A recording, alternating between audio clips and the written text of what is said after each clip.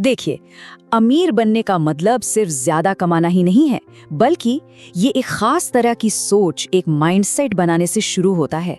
और यही वो सीक्रेट है जो दौलत की नींव रखता है। तो आज हम पैसों को देखने का अपना नजरिया बदलने वाले हैं और समझेंगे कि असली आर्थिक आजादी सोच से कैसे शुरू होती है। क्या ये सवाल कभी दिमाग में आते हैं कि भाई मेरे पास पैसे क्यों नहीं टिकते, या पैसा कमाना इतना मुश्किल क्यों लगता है?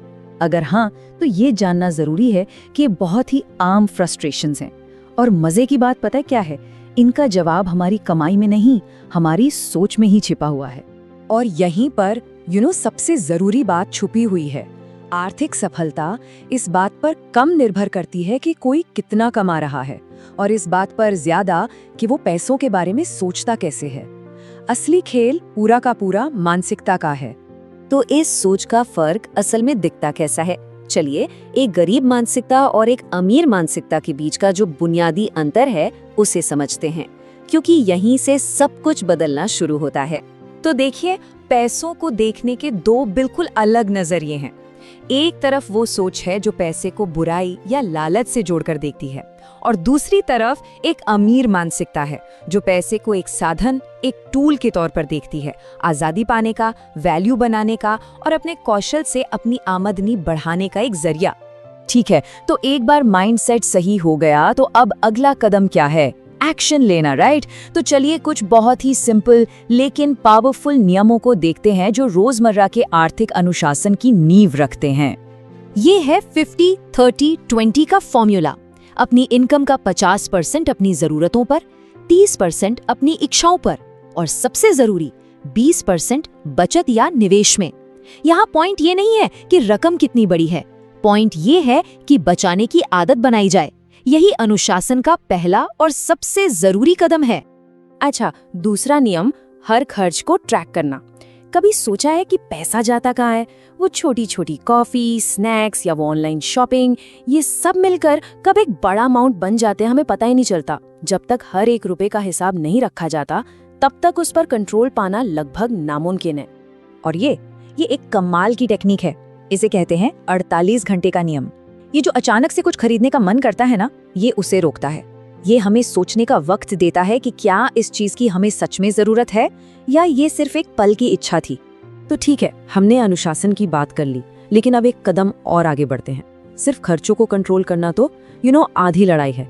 असली आर्थिक ग्रोथ तब होती है जब हम अपनी कमाई की क्षमता को एक्टिवली बढ़ाते हैं, और इसका सबसे अच्छा तरीका है खुद पर इन्वेस्ट करना।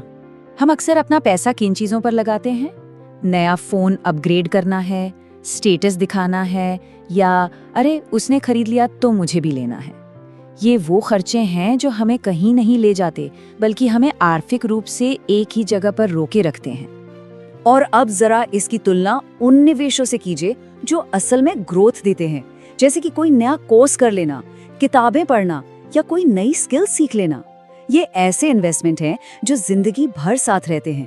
ये एक लाइफ टाइम एसेट हैं जो कमाई की क्षमता को लगातार बढ़ाते रहते हैं। बिल्कुल, बात एकदम पते की है। अगला फोन अपग्रेड करने से लाख गुना बेहतर है कि अपने दिमाग को अपग्रेड किया जाए, अपनी स्किल्स को, क्योंकि असली दौलत वहीं से आती है। तो अब तक हमने मानसिकता, अनुशासन और निवेश, इन सब पर बात की, लेकिन अब सवाल ये है कि इसे एक्शन में कैसे बदला जाए। तो चलिए इन सारी बातों को एक सिंपल से चैलेंज में बदलते हैं, जिसे आज से ही शुरू किया जा सकता है। तो ये रहा आज का चैलेंज, 4 सिंपल स्टेप्स। पहला, आज से ही अपने सारे खर्चों को लिखना शुरू करें ताकि कंट्रोल वापस आए। दूसरा, आमदनी का एक हिस्सा बचत में डालना शुरू करें ताकि भविष्य सुरक्षित हो। तीसरा, कोई एक नई स्किल चुनें और उसे सीखना शुरू करें ताकि कमाई बढ़े। और चौथा, अगली किसी भी बड़ी खरीदारी पर 48 घंटे का नियम लागू करें ताकि अनुशासन मजबूत हो। ये आर्थिक जीवन को बदलने की पहली सीढ़ी बन सकती है। और आखिर में बस ये एक बात कि पैसा आपका कैरेक्टर बदलता नहीं है, वो तो बस उसे दुनिया के सामने ले आता है। ये किसी के अनुशासन, आदतों और चरित्र को उजागर कर देता है। अगर कोई अनुशासित है तो पैसा बढ़ेगा, अगर लापरवाह है तो वो चला जाएगा। तो असली सवाल ये है कि जब मौका मिलेगा तो हमारा कैरेक्टर क्या दिखाएगा।